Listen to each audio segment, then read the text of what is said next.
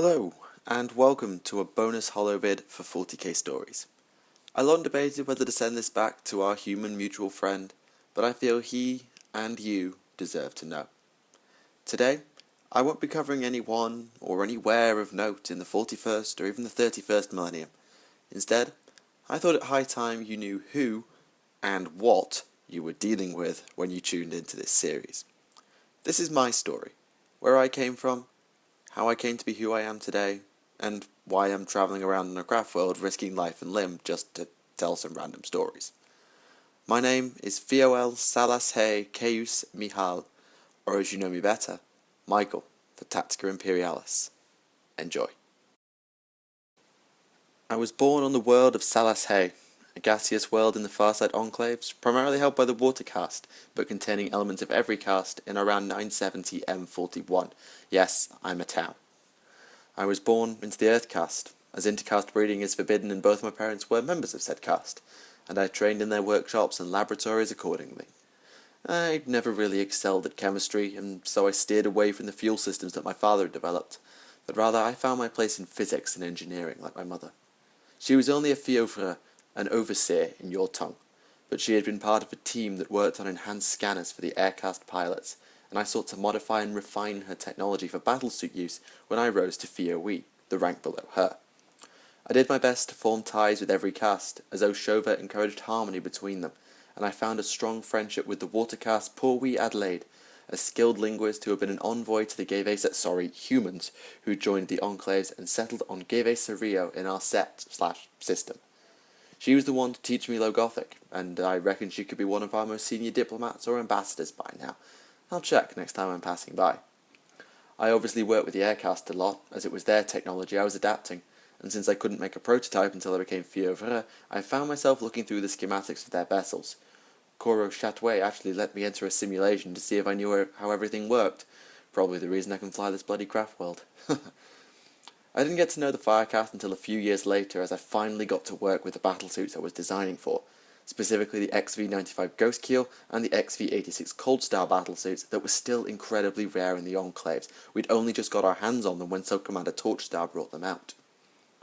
We finally got it done though, and after the test drives I was granted access to further Firecast projects under the stewardship of the legendary Ovesa.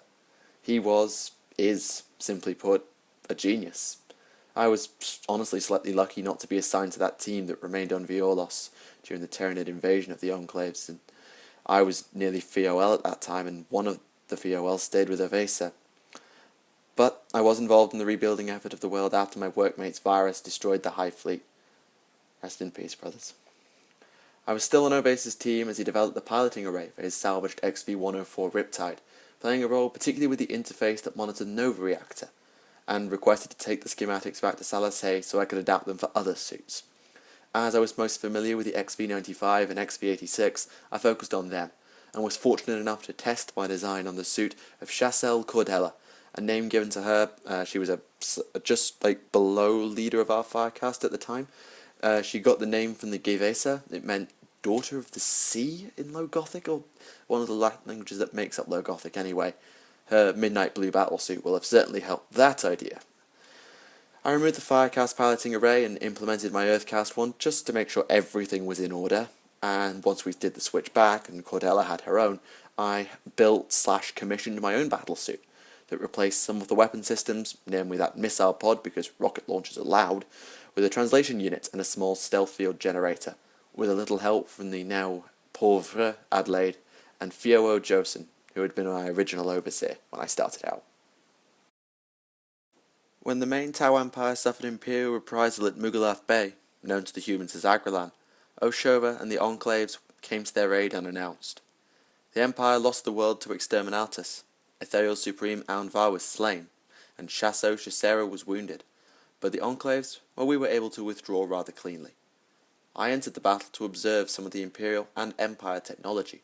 Their Earthcast had more resources than us, and I'd never fought with Imperials before, and whilst I did not register any kills, to my own knowledge, the invisible flying battlesuit was undoubtedly a nuisance for the odd Imperial aircraft. Unfortunately, I went down. Despite the training Chassel Cordella had given me with the XV-86, I got caught in the anti-air fire and lost power in one engine. I managed to slow my descent through the other engine so I didn't hit the ground too hard, but I went down behind Imperial lines. I should have died then, in hindsight, but I seemingly ended up near the small inquisitorial force that were not mentioned in the order of battle for the Imperials for some reason, and they took me with them, quietly. I was brought to some inquisitorial outpost of the Order of Xenos and subjected to interrogation and experimentation that I neither remember nor wish to remember. All I know is that an inquisitor named Thomas was able to implant or unlock some form of psychic potential. We Tau do have a small warp imprint, so it isn't as shocking as you might actually expect. I assume the scar on my neck is where they did it, probably some sort of amplifier like their familiars have. They had me test my abilities, and it seems that my discipline will be telekinesis, which actually suits me down to the ground. I forget all the ins and outs of what happened next, though whether by choice or amnesia is also unknown. But after a few years, in Imperial terms, I got the feeling I was simply part of the furniture. Must have been a radical inquisitor or something. I did a little reading when they allowed me, and I actually found that they'd salvaged my damaged battlesuit.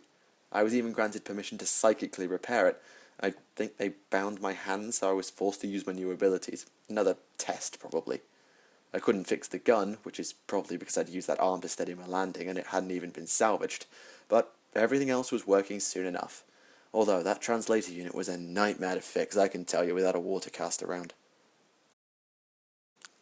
After a few more cycles with the Inquisition, they either decided my time was up or wanted to move me for further experiments, and I was loaded up with their fleet as they left for a planet unknown.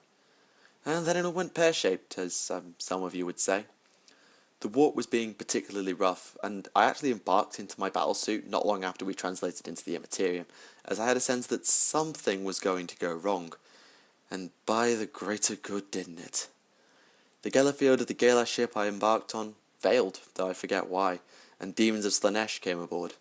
I had to mute my audio receptors and activate the stealth field to avoid them, and as I realised the ship was doomed, I took a gamble, hoping the warp currents would flow like the air currents I'd trained and fought in real space. I launched into the warp. I know, Psycho, losing the warp, terrible idea, but I was desperate and I didn't know the risks. I was the first of my kind, after all. I guess I got a lot lucky, as not only did the suit survive, but the demons ignored me just long enough for me to slip away into the formless wastes. Felt like I was there for ages, but in truth, this was the warp, so who really knows?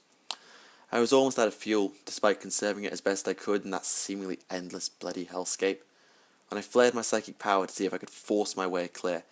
Maybe rip a portal open or something, I don't know, and accidentally caught the attention of a somehow nearby demon prince. Probably of Zinch, now that I think about it. The prince saw that I was a Tau Psyker and must have decided that it would be fun to let our race's potential flourish to benefit its god's plans, and opened the portal that I'd been envisioning to let me out. Before I left, however, a message came into my mind from that demon. Learn all you can, young one. Discover what has been lost to time. Let the galaxy be told of all that is and was. Let the word be spread. I took that as meaning that I should probably become as much a historian as a scientist, and then I gunned what was left of my engines and flew through the portal. The portal deposited me in the low atmosphere of an Imperial world, under siege from the death courts of Krieg, above the seas and behind their lines. Smiling at being back in the material realm and above water, of all things, I glided to land and resupply, hopefully avoiding the guardsmen along the way, as I'd long before run out of power in the stealth generator and was unarmed besides a Gala pistol that I'd stolen from the ship. Remember, I'd swapped out that missile pod and that burst cannon had broken back on Bugalath Bay. That actually went surprisingly well, as I managed to secure some Promethean reserves and a bolt gun. I wanted something for the battlesuit, but I couldn't carry the autocannon, not even psychically. One quick retrofit later, and I was ready to go. But my quest for knowledge would have to wait, as the Death Corps was somehow aware of me. Guess I'm not the subtlest without a stealth field, eh? A colonel named Yurten cornered and quizzed me, but I recalled Pauvre Adelaide's skills of communication and tried to negotiate my departure. I succeeded, after a fashion, as they took all Imperial tech off me and then left me to it, so I had no way off-world and no weapons, and then the Enclave showed up.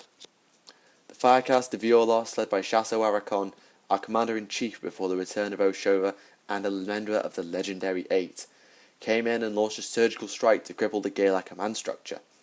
When I reported back in later, I just boosted away with what was left of my fuel and held every known Tau frequency until somebody picked up. They told me I was only a couple of systems seps away from Lubgral, the Earthcast world, and the Gala were just getting too close for comfort, so they performed a mock card to hold them back. From the jumbled comms I picked up, I think that Yerton guy was left in command of the remnants. Best of luck to him, I suppose. I'd been away for about 5 Tau years, but I was home. When I returned to Salas Hay, I finally got to fix up my battlesuit and add in some new upgrades. A repulsor impact field being the main thing. I had one too many run-ins with a fury going for my face while I was in the warp. But the longer I stayed, the stronger that message from that demon began to resonate in my mind. And so I took it upon myself to start learning. I plundered the archives of the Watercast and relocated my lab to Gavaceria to learn all I could from our human allies. While I was there, I stumbled across records of Michael, a human youth who was just beginning an undertaking similar to mine on a backwards world called Earth, somewhere beyond the Imperium's control. Don't ask me how, but he had records of Oshova and Chaos as detailed as our own, so Michael, if you are listening to this before you release it to everybody else, kudos. I couldn't go and see him myself. I didn't really know where I was going, and I didn't want to go out through the warp, so I started to transmit my musings and learnings to him, whilst I shared them with any in the Enclaves who would listen, starting with the information I gathered on the Tyranids and our own race. I later found out that he was spreading them with the people who followed him and listened to him, which was pleasing to me and presumably that demon as well. I then gathered what I could from the humans, commissioned a vessel with a Gellerfield, and I went back into the warp once more. You know the rest. And that's it. That's my story. This was just as much for the benefit of my Gavesa mouthpiece as it was for the people at home or for those who listened to Michael. Anyway, we'll be back to our regular scheduled programming soon enough.